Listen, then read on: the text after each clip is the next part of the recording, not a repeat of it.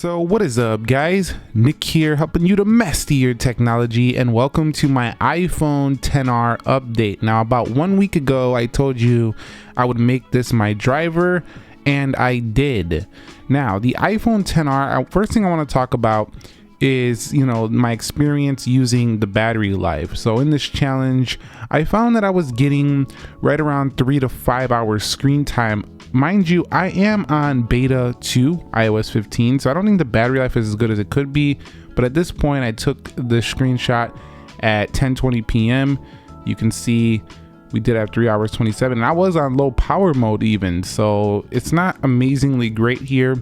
Again, too, if I go show you for a little bit of context, the battery health for this phone, I did have 96 capacity, so I'm not 100%, so that could be affecting it as well. But again, I am on iOS 15 beta 2 for this phone. Right here you can see iOS 15, and it was around the same thing, so I was averaging right around that 3 to 5 hour mark on this phone, and this one was a little bit behind, but I stayed on the regular battery for most of this day. However, I gotta say, the XR's battery right now on iOS 15 beta 2, at least for my phone, is not as good as it once was, on older versions of iOS 15. If you have a XR, let me know if that is what's happening with you as well.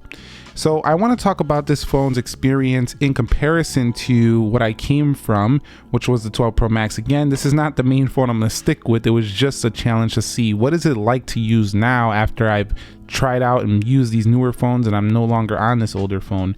And the first thing I want to talk about is the build. This is one of the areas where I didn't really care or notice much of a difference. It does still feel premium with the aluminum edges. I still like the colors on the XR, and the back feels premium as well. However, what I did definitely notice, and I know a lot of people say it's not a big deal, is the screen. When you use an OLED 6.7 inch screen and then you go down to a 6.1 inch LCD, it is drastically a decline in the screen quality. I noticed right away how much more washed out the display looks by comparison to the OLED panel, especially at nighttime when I was in dark mode and I was looking at, certain things that have black contrasting with the colors. So anything like that, I definitely did notice that. So again, if I was in dark mode or anything like that, it was just like I really wanted to go back to the OLED screen. Again, you can't see this on camera, but when you actually use both OLED and then you use LCD, you can definitely see it. I also noticed that the screen wasn't as sharp as well. This wasn't such a big deal, but I just noticed the overall reduction in screen quality. It was very noticeable, and it's something that if you're ever using these LCD iPhones and you really want to upgrade on the screen, you're really going to get it here. If you go to these more max devices, it's going to be a very noticeable upgrade in the screen. This just felt like the best of the best, and this just felt kind of budget by comparison, literally did. So that's something I really noticed, and I'm not trying to take jabs at your XR if you have a XR. I'm just saying, going from this to this, it was very noticeable. Now, in the way of software, it was the same. So it was very easy transition for me to come from the 12 Pro Max and to go over here into the software. It was essentially the same thing. Of course, iOS 15 brings some new features. I was really enjoying the new redesigned weather application. This was really nice to use. I was enjoying some of the way the notifications popped in. Overall, I was just really enjoying the little refinements to iOS 15. It's something that you really can't show on video. iOS 15 brings stuff that you will notice like throughout your day-to-day use. It's just like this little stuff that overall refines the experience. And when it comes to the performance of the software, I gotta say the XR was running pretty darn good. I didn't have any bugs really. Nothing was really crashing too much for me on iOS 15. I think one app crashed one time, but it's definitely usable right now. So the software and performance was pretty good.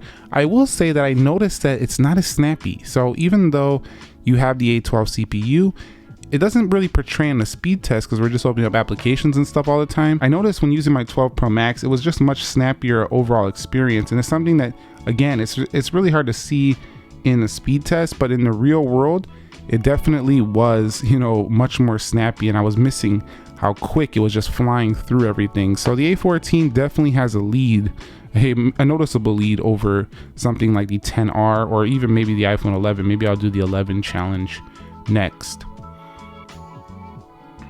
And another major thing I noticed was the camera. I actually couldn't wait to get back to my 12 Pro Max after using the camera on the 10R. Again, that's not a jab at the 10R for those of you using it.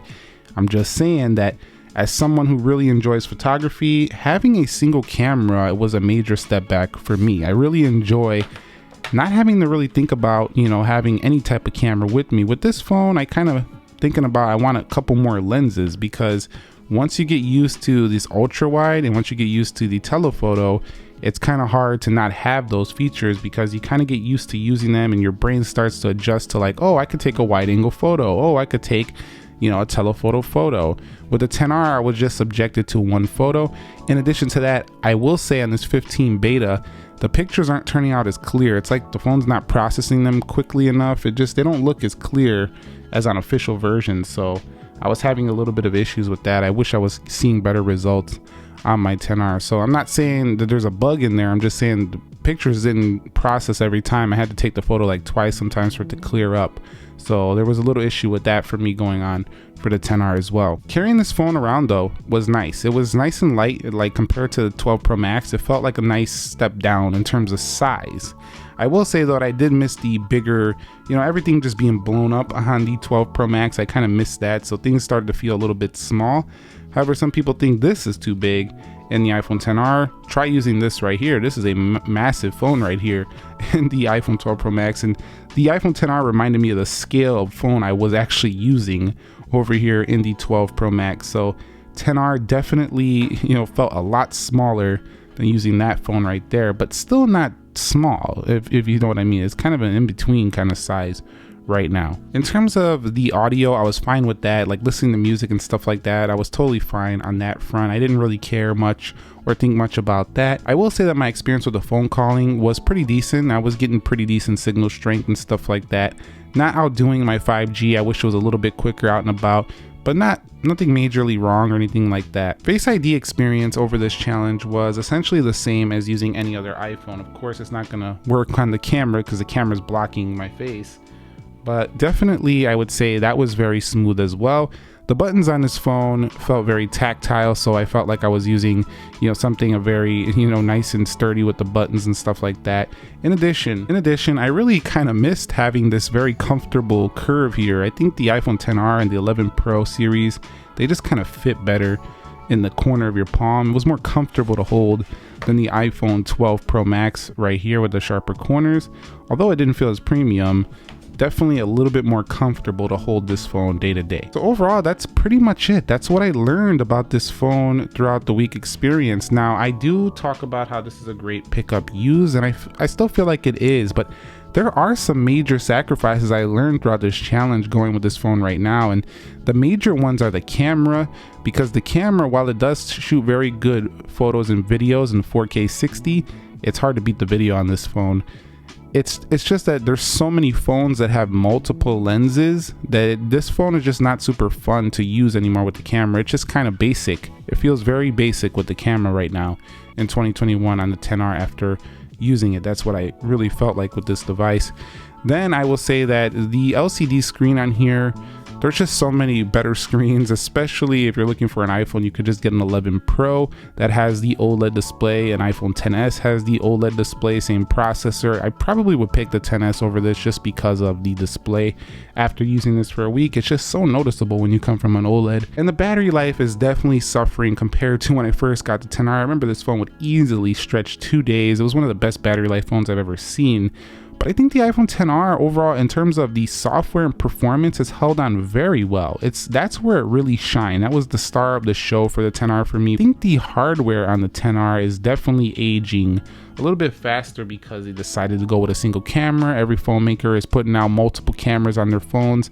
And again, the notch definitely makes it feel a little bit. And the only reason the notch doesn't feel super outdated on this phone, it is outdated as a whole, is because other iPhones still use it. But if other iPhones had switched from this would definitely be a knock for me. But right now, every iPhone's still using a notch, so definitely not gonna knock it there. So that's it for the iPhone XR. I'm gonna do another challenge iPhone video soon. I will give you an updated video on that so you can choose from those iPhones.